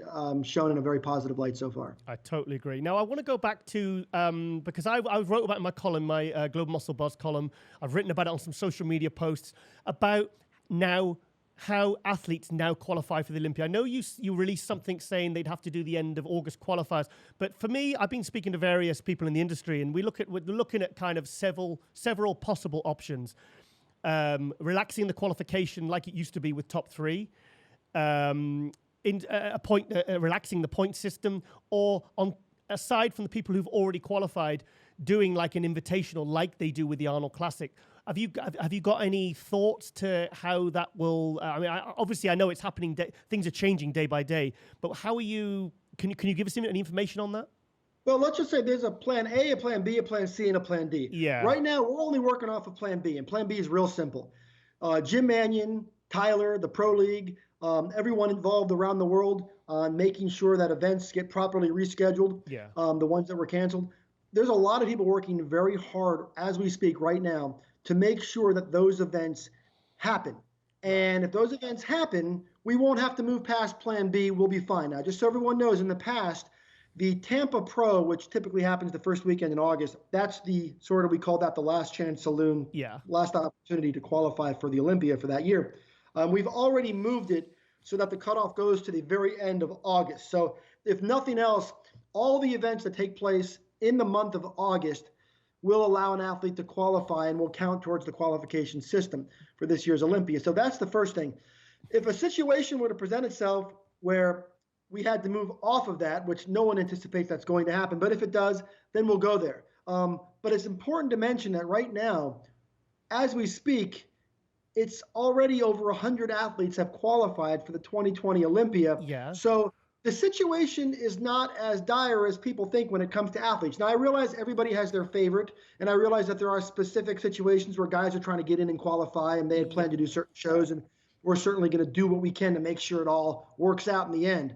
But right now, we're just focused on getting these events on the schedule and making sure that each one of these pro shows is stocked with great athletes competing for a chance to get into the Olympia. We're not looking to give away any free passes or make it any easier, because the Olympia represents the best in the world, and we want to make sure we uphold the integrity of that qualification process. But I think we're going to be in a better place than you think. So how many shows are there in August for athletes to qualify for the Olympia? 3? I don't know, and I wouldn't even say, because I know literally as we speak right now, because I just spoke to Jim Mannion minutes ago. Okay. They are in the process of identifying which weekends certain events are going to get moved to. So they're moving them. Right. Okay. Sorry. Okay. Yeah, there's so many moving parts. My suggestion would be go to the ifbbpro.com website in the coming days. Keep tabs on the schedule, and you'll get all that information. But say for example, you got Big Ramy, Steve Kuclo, and Dexter Jackson, and those 3 guys decide to do 3 or 4 of those shows, and they occupy the top 3 in every single one of those shows. What then happens to the guys who come 4th or 5th who might have otherwise qualified if those competitors hadn't been in those shows? Do you see my point? What happens? Yeah, I do. I mean, look, let's be honest. Or is it a qualify and move along and let somebody else qualify? Yeah, look, the system doesn't change. The system is created, first and foremost, the goal is, a lot of people think that the whole system is built to accommodate an individual athlete's pathway to get to the Olympia. Now, of course, the whole infrastructure of the Pro League is built around qualifying for the Olympia and getting to the Olympia stage. That we all understand. But once you're at the event itself, you have to win the event to qualify. And that model has been built, and it works. And it really upholds the quality of the Olympia lineup. Yeah. And if it happens to be where somebody shows up having already qualified for an event for the Olympia, and they win another event, well, that's just the way it goes. Oh, really? Yeah, that's the way it goes. Right now, that's the way that goes. Now, I guess in theory, we have the point system. And if it was determined, after collaborating with the Pro League, if it was determined that they wanted to go further down that list, well, that's a conversation we could have at some point. But that's not something that we're looking at right now. Right now, you have to win a contest to get to the Olympia stage, and we don't have any plans on changing that. Just say example, like Big Ramy now, I just wonder, I suppose he's just going to have to do one of the August shows, isn't he? So Big Ramy is the example, right? Because everybody's looking at that. He's in the top 3 right now in the current points. So if the Olympia were to be held today, Ramy would have a spot on that stage. Okay. Now, so from that standpoint, we're good. Now, if more events took place and he got bumped out of those top 3 spots on the point, top 3 or top 5, I can't remember. Top 5 at the Arnold Classic for points. Yeah. Top 5, right? Yeah, it's a tier 2 or tier 1 or something. Right. If it turned out that he got bumped out, well, then, he would have had to have competed in a show to accrue enough points, or better yet, enter a contest and win it. Okay. And I will tell you this. I know there's a lot of bodybuilding fans out there that would love to see Big Ramy compete in the New York Pro or in Tampa or in any of these events. And we're hoping that he's now encouraged to do that. But right now, you got to win to get in, or you got to qualify on the points. And there's not going to be any exceptions made unless there's a unique set of circumstances. Last year, there was something unique that transpired. If you guys remember, with Cedric, he had some military obligations, and it sort of put him in a spot. Yeah. And he put in a request, and Mr. Mannion accepted his circumstances, and he was allowed to compete in the Olympia. And that's something that we always take on a case-by-case basis. But we'll see how it goes.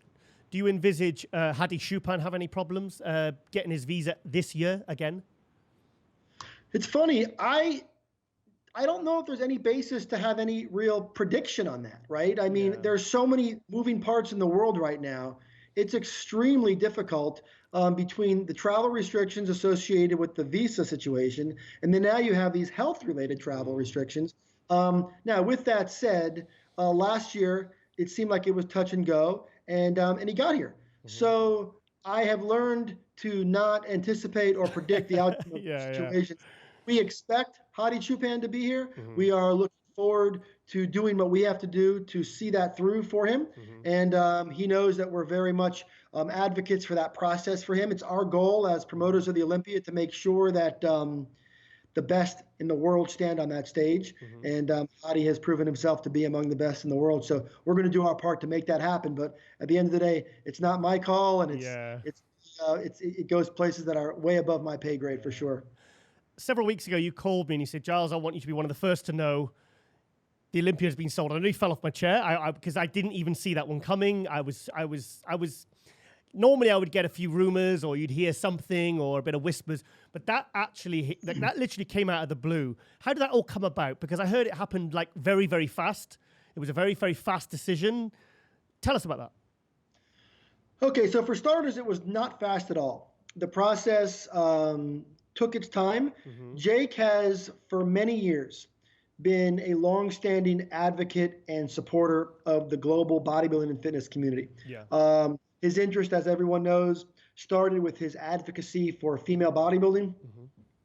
He cares deeply about opportunities for female bodybuilders, for female athletes, and really for athletes around the entire bodybuilding community. So through that, he started promoting events and started supporting other promoters and supporting athletes and really supporting the industry in every possible way.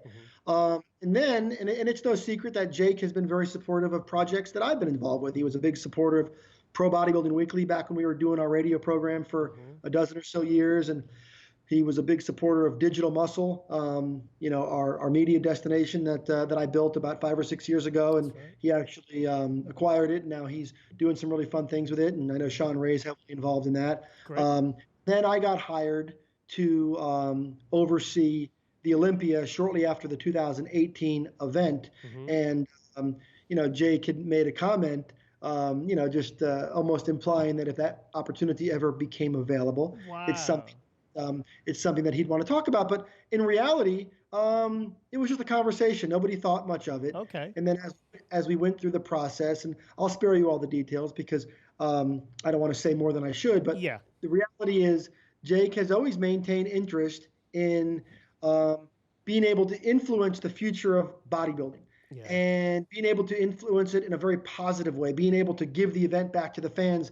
And a whole bunch of circumstances sort of aligned, and suddenly the conversations began to sort of gain some steam.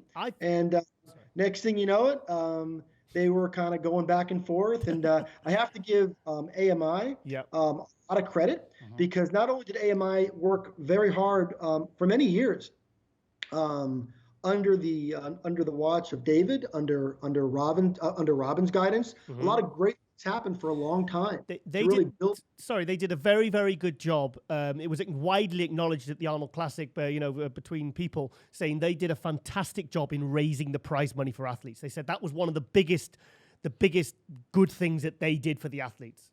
Yeah, that was a big part of that evolution for sure. And I know that the time just kind of presented itself, the right set of circumstances, and Jake, to his credit, put his money where his mouth is. A lot of people talk a big game, but since I've known Jake, every time he has said he's going to do something, whether it's give away a car at the Rising Phoenix, which I thought would never happen, and not only did he put the event together, but he started giving cars, whether it's a million other things. I can go down the list, but he's always been a guy who walks the walk, talks the talk, and does all that stuff. And he, throughout this entire process, maintained that he felt that over the last several years that, the Olympia had sort of become a corporate entity. And to some extent, that's true because AMI is a big corporate media giant. And AMI, of course, owned and operated the Olympia. And Jake always felt that if we could do something where we could take the Olympia out of that environment and bring it close to folks who eat and breathe and sleep and live and think about nothing from the time they wake up to the time they go to bed other than bodybuilding and fitness, what a victory that would be, what a triumph that would be for the fans. And so Jake was committed to making that happen. And it is a tremendous, and I say this with complete sincerity, it was a tremendous victory for anybody who loves bodybuilding that Jake was able to complete this acquisition, because Jake is so committed to bringing this event forward in a way that takes it to levels that it's never seen before.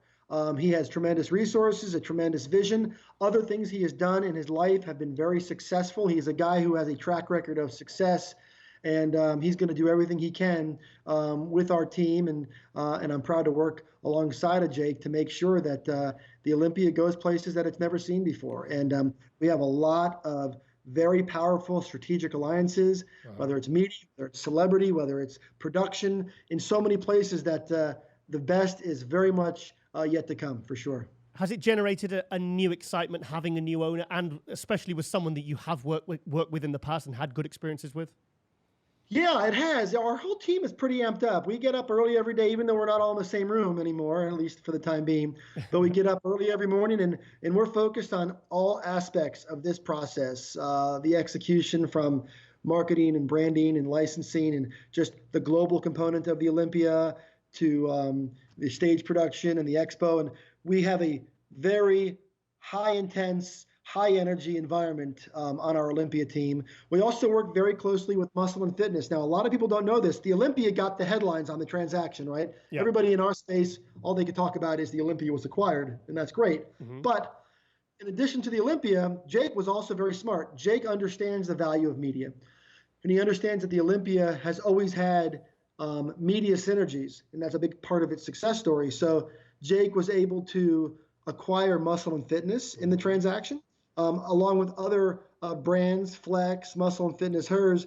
And while it's true that those aren't printed anymore, they are still media properties that carry significant social media following, carry significant digital following. So there's a lot of influence. In fact, when you consolidate and you combine the Olympia, the social media reach of the Olympia, Muscle and Fitness, Flex, and hers, it's roughly around 17 million fit-focused followers. And that is a very powerful thing to be able to put with an event promotion along with our media strategy. So, and to be fair, no event in the world can do that. And that's something that we're really proud of. And we plan on taking advantage of that. So it's, a lot of people are focused purely on the event. And while the event is very central to our planning, the media is also a big part of it, because synergistically they come together and they create significant opportunities for the athletes to have the right visibility, for the event to get the right promotion, and for fans around the world who are stuck home right now to have chances to consume a very wide assortment of content. And Zach and his team over at Muscle Fitness are doing a really good job. Connecting to what you're sat in front of, the bigger movie poster, do you think Joe Weider would be happy with what's gone on in the last few months? So it's a good question. When we completed this deal, one of the first calls I made, other than you, Giles, I called up Betty Weider, Joe's wife, and I filled her in. I let her know that this transaction had taken place, and I wanted to fill her in. And she asked me about Jake, and she wanted to know about Jake's intentions. It was almost as if, I can see it in your eyes. I can see it in your eyes, Dan. I can see it. It was like a parent. It was like a mom or a dad asked, "What are your intentions for my daughter?" And my son? That's what Betty wanted to hear about. She wanted to know. Arms folded.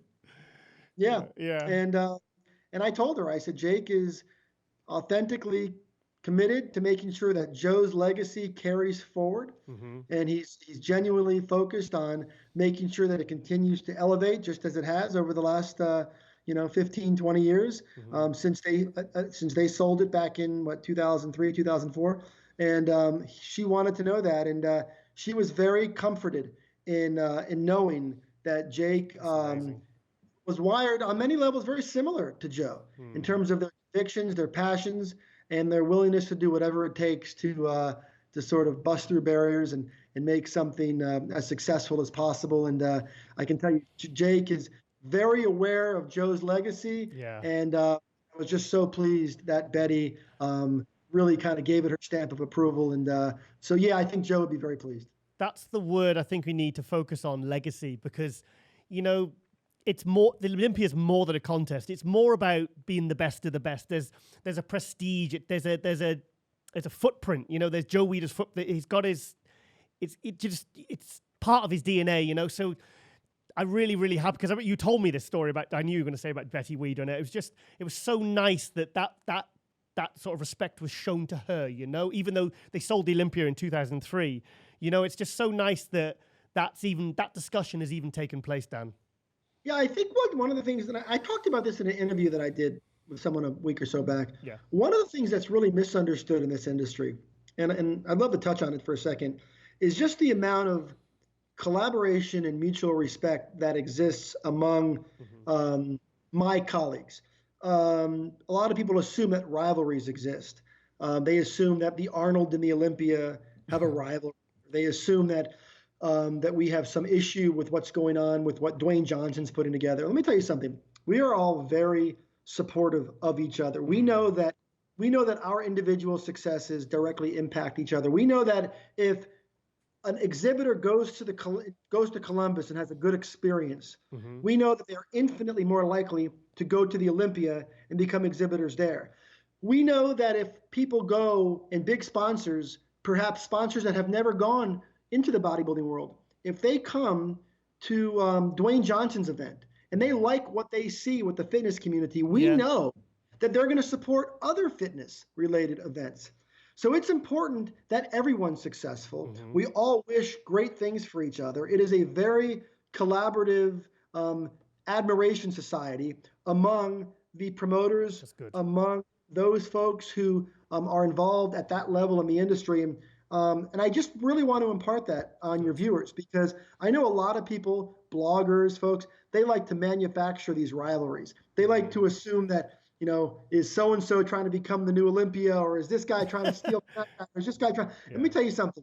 That is complete bullshit. We're all very much supporting each other. We love each other. We have respect for each other. We also appreciate the challenges that we all face.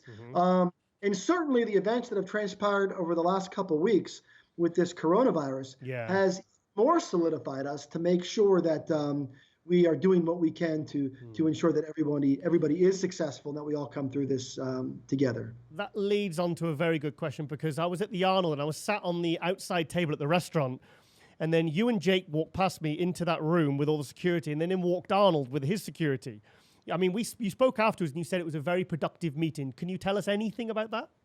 Sure, yeah, it was great. So the moment Jake completed his transaction to buy the Olympia, one of the first calls I got was a representative from Arnold, a representative of Arnold, and also Bob Lorimer himself, wanting to coordinate a meeting so that we could all sit down and discuss, the future of bodybuilding, the future of events, the future relationship between the Arnold folks and our team at the Olympia.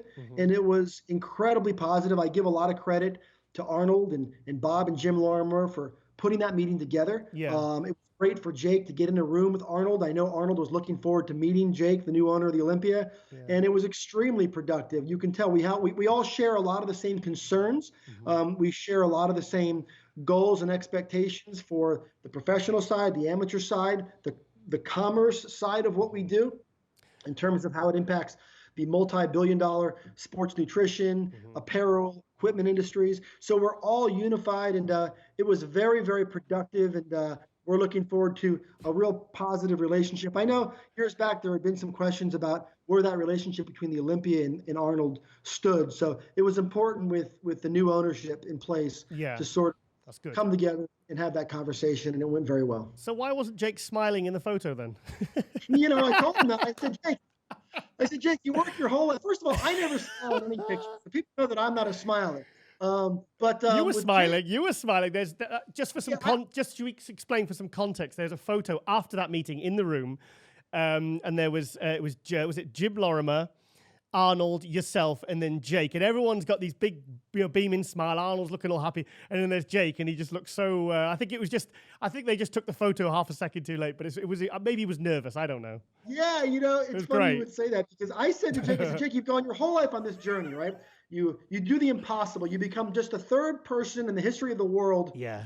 In the history of the 56 years of the event to own the Olympia, right? So Joe Weider owned it, AMI owned it, and now Jake owns it. Mm-hmm. You go to the Arnold, you have this meeting with Arnold Schwarzenegger himself, and you think if there was ever sort of a pinnacle moment in someone's life, it would be at that moment where he's sitting there with Arnold having this photo taken, and he wasn't smiling, but I'm sure Jake on the inside was smiling. Yeah. It was a tremendous day for all of us, but also, you know what? It was also an intense day, because while we were so focused on the relationship with Arnold and their team, we were also very aware of the challenges that their team was. They were right in the middle of an extremely challenging situation. Their expo had just gotten canceled like 24 hours earlier. 200,000 people. Right. The impact that it had on the fans and the vendors and just the hotels and the Uber drivers and everybody. I mean, just the cacophony of chaos that it caused. It was just really intense. So while we were trying to enjoy a moment there, it was definitely a heavy day for sure. Yeah. Well, Dan, I said I'd only take 20 minutes of your time, but I think we took a little bit more than that, haven't we? So yeah, Carleem's laughing. We've definitely taken more than 20 minutes. Before we get out of here, what's going on in the bodybuilding world, man? I've been so knee deep in the production side and in the business side of what we're doing. Giles, I know you are front and center. By the way, congratulations to you. I know you completed a very successful Olympia All-Star Tour with Brandon Curry, and we're looking forward to seeing the footage from that. I know Brandon and you got out there and you spread the positive message of the Olympia, of bodybuilding. You gave Brandon the opportunity to connect with fans from throughout Europe, and that was really positive. So we're grateful to you. I know you have other tours planned as part of our Olympia All-Star Tour series. So 4 more. So we're excited to see that. But Giles, the work you're doing over there is tremendous. But I know you always have the inside scoop. So fill me in. What's happening out there? Well, sorry, we're running out of time now. So, there's a lot. No, actually, going back to the tours, I really appreciate as well, because I know we had the conversation, because originally I was going to do a tour with Brandon in October. And I remember it was just a UK tour, and I was thinking, I want to make it bigger and better than the other tour we did with Phil Heath. And then you and I spoke, and you that was a huge lesson of trust, and I have faith in, and I really appreciate that. And I mean, I'll be honest, I had a lot of sleepless nights, with the pressure and because to me, it's like you talk about Joe Weider's legacy, you talk about responsibility, and I felt that it weighed heavy on me. But the main thing is, we succeeded with it, and it went great. And Brandon, I've got to say, Brandon Curry, because Phil was so good. He was so good on the tour. We thought we would be disappointed by anybody else, but Brandon exceeded all expectations. And to be honest, I think we will do another tour with him. But it was top secret, but we probably got another 4 tours planned for 2020. So well, let's talk about Brandon for a second. Brandon really has been a what I would call a model champion. Yes. He has handled himself so well. He goes out regularly and he speaks to groups of children, speaks to the military, speaks to fans. He makes himself very available. His wife, Brandy, is right there by his side. She's awesome. He's very fortunate to have her. Awesome. He's a family man. He is the embodiment, really, of what we want in a champion in terms of how he carries himself. He carries himself with tremendous positivity, has no, doesn't have that, that chip on the shoulder. He's just a real amazing. Positive force. And we're very proud of him. And he's represented the Olympia very, very well. And I know he is extremely amped up to come back this year and defend the title. He hears the critics. He hears people question his capacity to retain the title.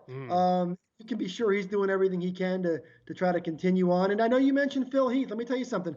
Phil Heath also is a tremendous influential force in the bodybuilding arena, right? I know you said you had a very positive tour with him as well. And I know Phil has a lot of plans, and he's got some big things planned beyond the competitive stage. And I'm really hopeful that Phil continues to really follow his passions wherever they may lead him. I know there's a lot of questions in the air as to what Phil's plans are, but Phil knows that he is a 7-time Mr. Olympia champion, and we're real proud of the success that he had at the Olympia. And I know bodybuilding fans around the world would love to see sort of him reach the pinnacle, the top of that mountain. And of course, in the bodybuilding world, everyone knows that 8 Sandow trophies, Lee Haney and Ronnie Coleman have achieved that. And Phil has what it takes to do that.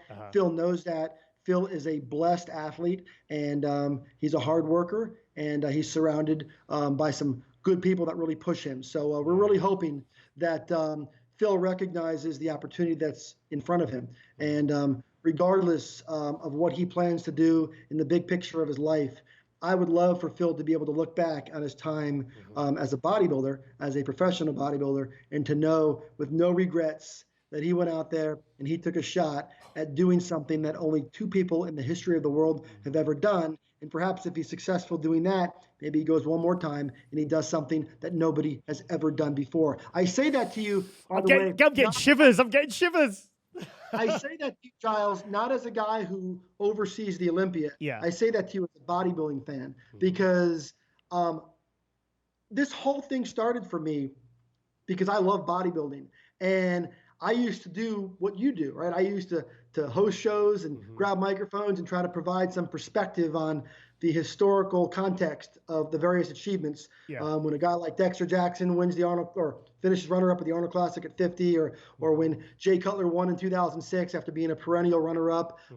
I love to frame perspective. I think it's important to take a step back and sort of look from a wider lens as to what's happening and what's in front of us. And I know that in the case of Phil Heath, to see him achieve that is something that would mean a great deal to an entire generation of bodybuilding fans. So I'd love to see that happen. But either way, Phil has our support. Physically and mentally, he's still got the potential to win it again. And because I do another show called Nothing But a Podcast with Ronnie Coleman, and I said to Ronnie, would you like to see Phil, match the record? And he says, no, I wouldn't. He said, I'd like to see him break it. So Ronnie Coleman said, I would love to see Phil Heath break my record. I mean, it's just to see that kind of, for me, that kind of embodies the, like you said, the ethos, of a Mr. Olympia, what it really takes to be a champion. That kind of, that humble, that kind of attitude where it's like, I just love it. I love it. I love the fact that he's not feeling threatened by Phil coming up and creeping up and beating his record. He's like, no, I want him to break it. Record is made to be broken. And I think that really is what embodies a real champion. Phil, we're talking to you. What do you feel? Yeah. Okay then, Dan. Well, I think I've taken more than enough of your time, and I really appreciate it as always. And like I said, I do appreciate all the support you've given myself with the tours, and we will not let you down. We'll continue to do a good job, and because we're looking to spread these tours to multiple countries. I was speaking to AJ about it, my partner with it today, my business partner, about the different countries we want to take this to, because we really want, especially with what's gone on in the last few weeks. I think there should be more of an opportunity for people to connect with these champions, because I always feel like a bit supercharged every time I do one of these tours, and I spend time around these people. I've spent time with Ronnie Coleman. I've spent time with Phil Heath. I've spent time with Brandon Curry. I've spent days. I've traveled with them. I've eaten with them. I've trained with them. And it's like, you kind of feel a little bit turbocharged after you've been with them, So I just want other people to have that opportunity. Well, to anyone out there around the world, wherever you are, if you are dealing with this virus, if you have a family member who's dealing with this virus, a friend, just know that we're thinking of you guys. Yeah. And hopefully we'll all get through this together, and this too shall pass. Giles, thanks so much for having me on. My pleasure. And just a big shout out to everybody out there who supports the Olympia, who supports bodybuilding, who supports the IFBB Professional League. We're all working together to try to make sure that this year has a much better ending than it has had a beginning. So we'll continue to support each other. I wish I could drop the mic, but it's fixed. So, I've got a feeling this year's Olympia is going to be a very, very, very, for many, many reasons, I think it's going to be extra special this year, Dan. We're looking forward to it. Well, Giles, thanks for having me. Thank you, Dan. I appreciate the time.